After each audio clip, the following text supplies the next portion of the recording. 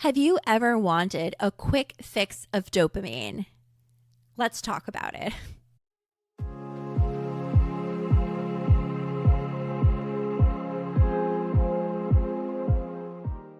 Welcome back to the Reflection Room. I am so excited to share today about a topic that I've actually been thinking about over the last probably 48 hours. And believe it or not, interestingly enough, I've had a few conversations with people about this topic, but I haven't really called it or addressed it the way that I'm going to in this video. So it's just, I'm excited to share a little bit about what I've been thinking about. But so I don't know if this happens to any of you guys at all that are like working from home. So like working remotely, or even if you aren't working remotely and you work at a place where they unfortunately have you going back into the office. I'm sure that there's been like an increase, even in the office, an increase of work meetings that are virtual. And I'm in a place right now in my career where just because of different factors, so because of where I'm located in relation to my offices, and also because of like office spaces and things like that, offer a lot of my sessions virtually at this point. Most of them, all of them.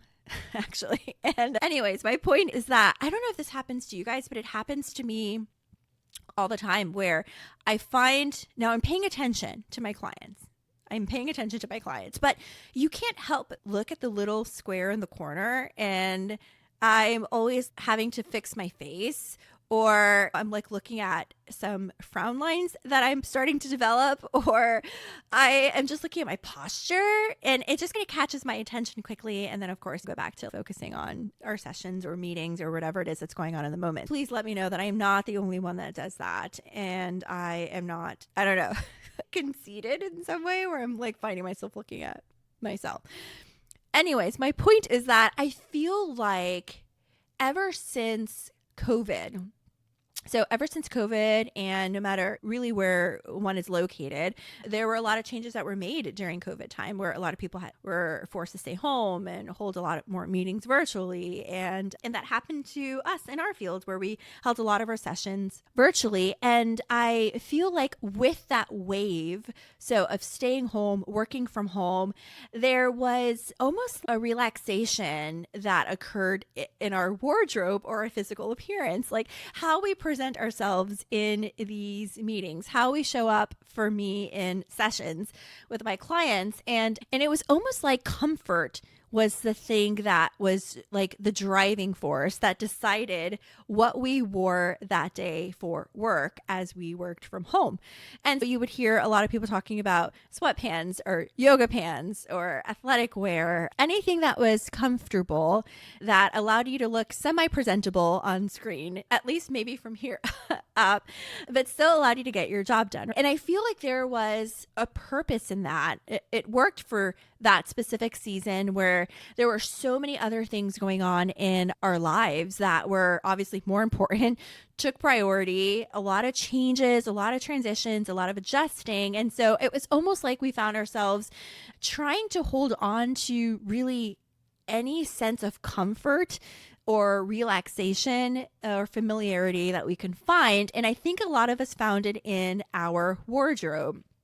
Now, I say all of that to say that I don't know if I'm the only one, so hopefully that's not the case, but I feel like some of that has still continued to carry over into this post-COVID, post-pandemic season, where we find ourselves now still wearing clothes that are comfortable or relaxing, and I've even seen recently, it might be my algorithm, but I have actually seen a lot of ads like popping up with, for example, I don't own any, but, and no hate for those that do, but like those that look like jeans or dress pants, but they're actually the material of like yoga pants or sweats or whatever.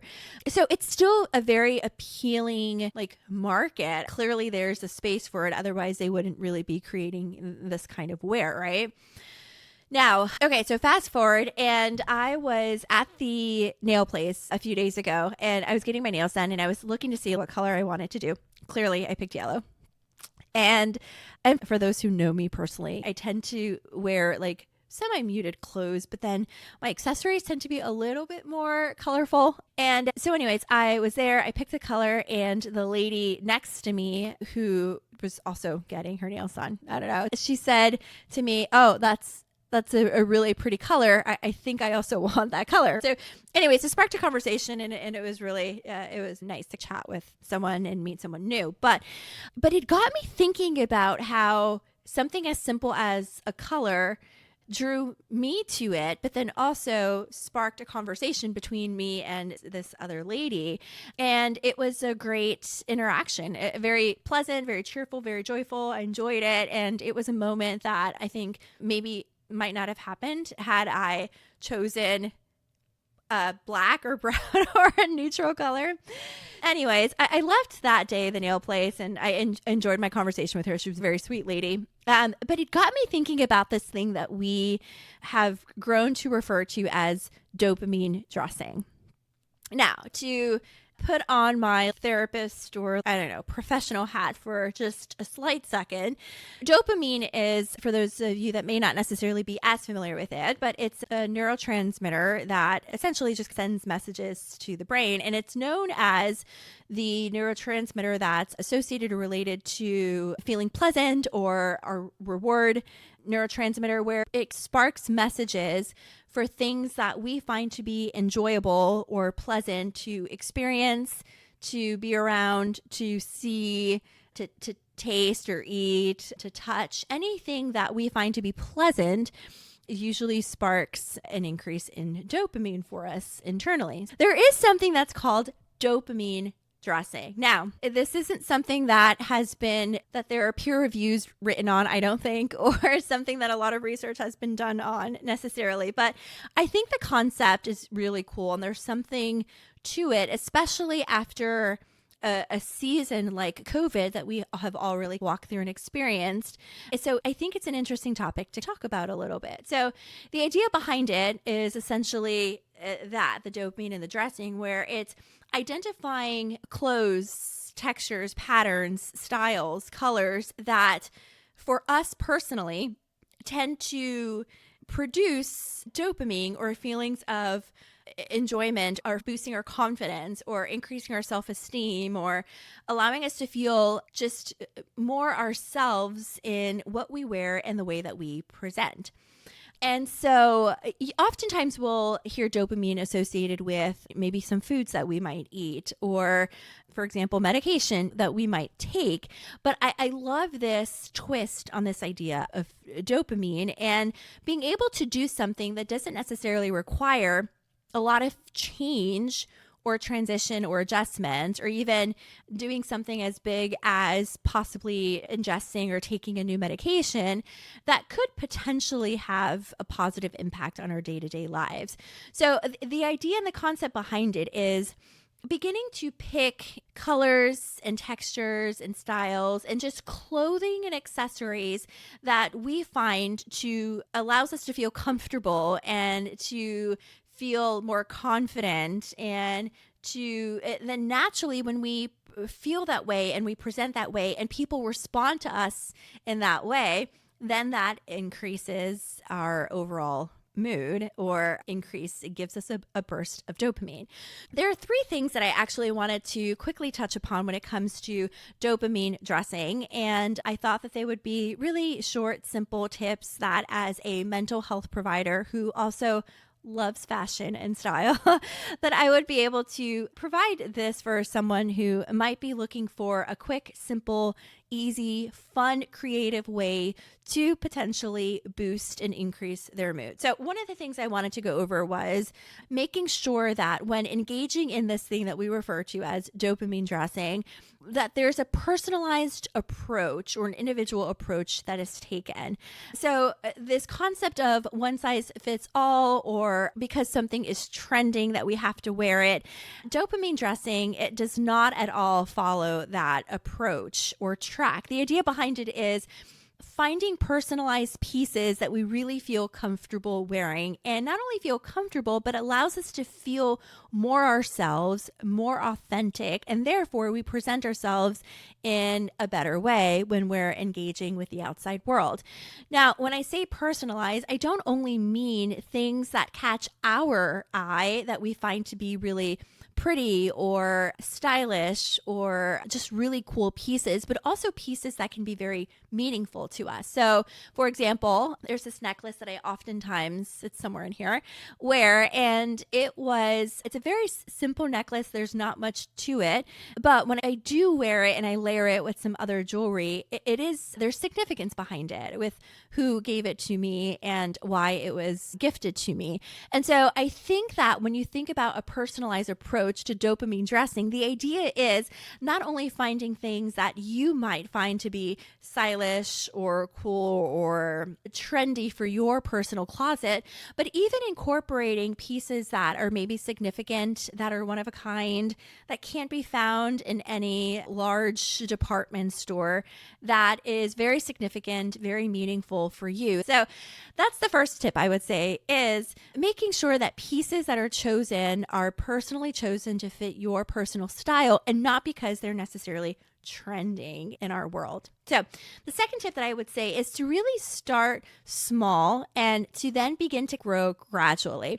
Now, I know for some people, I am not necessarily one of those, but I know for some people there's absolutely no problem with going out, picking up an outfit that's a bright pink and color blocking it and wearing it out to an event.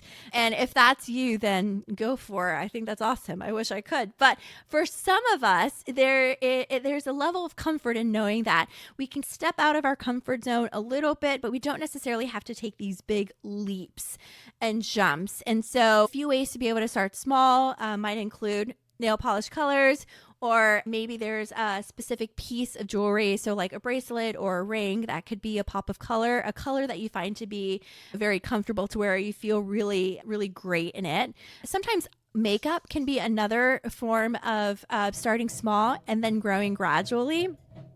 And so an example of that might be a nice color eyeshadow. Sometimes I will wear eyeliner under the eye that's just different colors. So greens and purples and blues I find to be a cool little touch to add to my makeup. So starting small, seeing how you feel, and even starting with small things like accessories that, like, when you're out there and you're like, oh, I don't know how I feel now. I left the house and I thought it was a good idea, but now I don't necessarily feel comfortable with having this. Accessories are so simple to just take off, put away, and not have to worry about.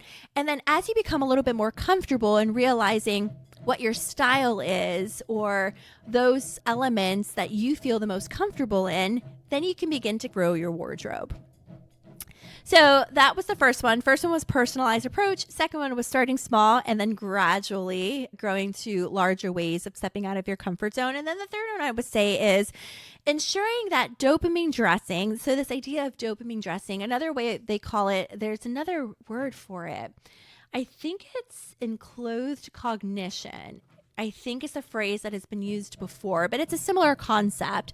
So I think the other thing that I would also recommend is recognizing that these kinds of tools or techniques or tips are actually not supposed to be a way to maybe take the place of therapy or treatment or working with any other mental health provider, but just realizing that they could be complementary tools that one can use in order to help boost one's overall mood.